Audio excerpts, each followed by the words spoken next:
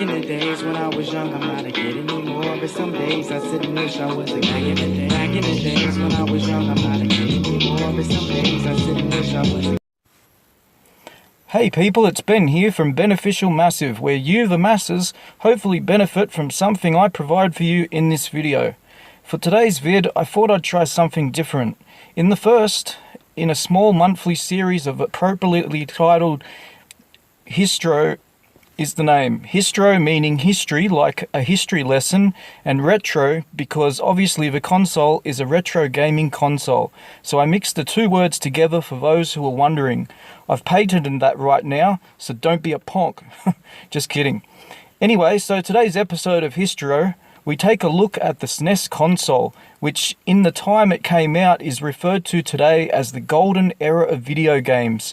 The Super Nintendo Entertainment System, or SNES for short, is a 16-bit game console that was released in 1990 in Japan, originally by Nintendo, and designed by Masayuki Yumura. It hit North America in 1991, Europe and Australia in 1992, and then South America in 1993. In Japan, the system was called the Super Famicom, or SFC for short, and in Korea, it was called the Super Comboy, which I've never heard of before. It was distributed by Hyundai Electronics there.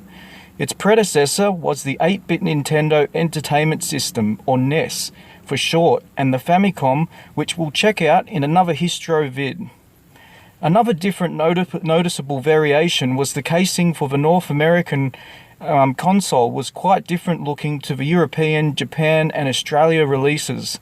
I actually thought years back that the North American one was a totally different console. A lot of people say the Euro one looks better, but I reckon they're just different.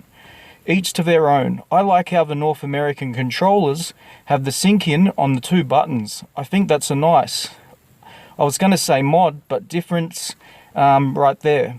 The Super Nintendo had a retail selling life of 13 years, from 1990 to 2003. The best-selling games on the SNES were Super Mario World, selling 20.60 million copies, Donkey Kong Country, selling 9 million copies, Super Mario Kart, selling 8 million, and then Street Fighter II, selling 6.3 million copies.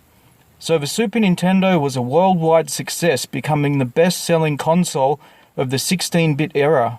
Coming in second was the Sega Mega Drive, or Genesis, which was massively popular too. When the SNES was released in Japan, it was causing such a disturbance due to its popularity that they had to move only selling the console on weekends requested by the Japanese government, and I don't blame them. It's an awesome console. I had one as a kid, but not heaps of games. We had a Master System Mega Drive too. I think we used to hire most of our games.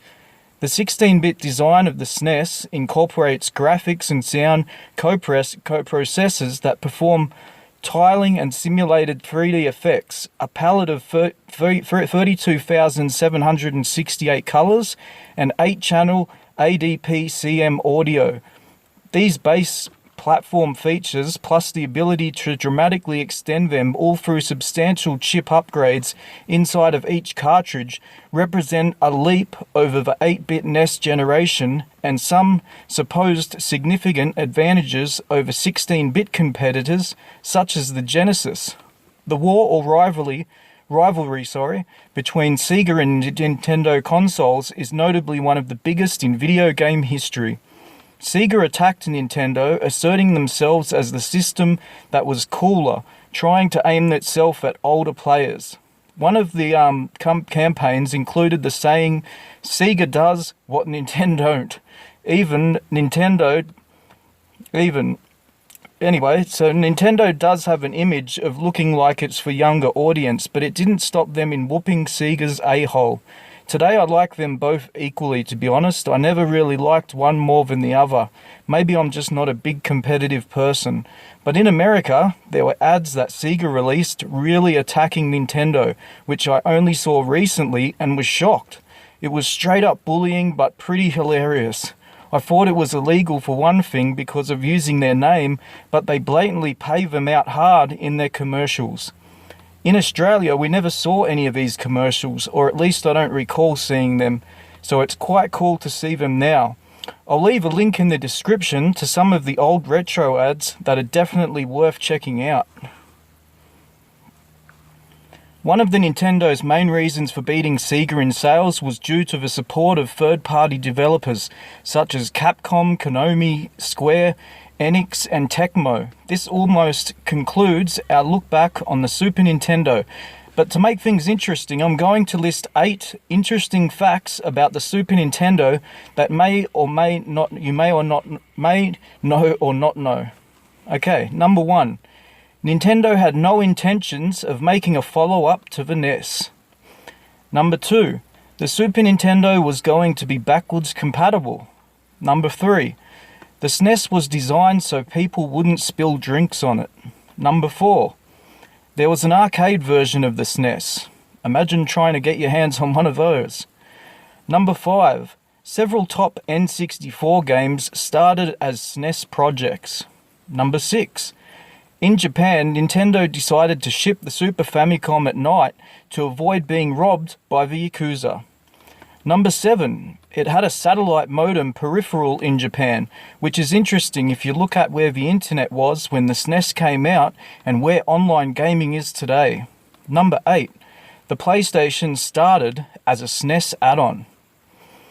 The last game that was ever released on the Super Nintendo was Frogger in 1998, leaving a massive legacy behind it. There were 783 official releases for the Super Nintendo, but the legacy it left behind hasn't died. Far from it. It's been extremely still popular among retro gamers since, and with the release of the SNES Classic Mini just last Saturday shows that the Super Nintendo is very much alive and in a lot of people's lives, homes, and hearts. And hopefully kids today and in the future will look back and appreciate what a truly unique and great video game console the Super Nintendo is. So anyway, that concludes the first episode of Histro on the Super Nintendo console. I'd like to thank you, the sources, Wikipedia, and some websites I looked at. This is Beneficial Massive. Please hit subscribe and like. No worries. See you next time. Peace.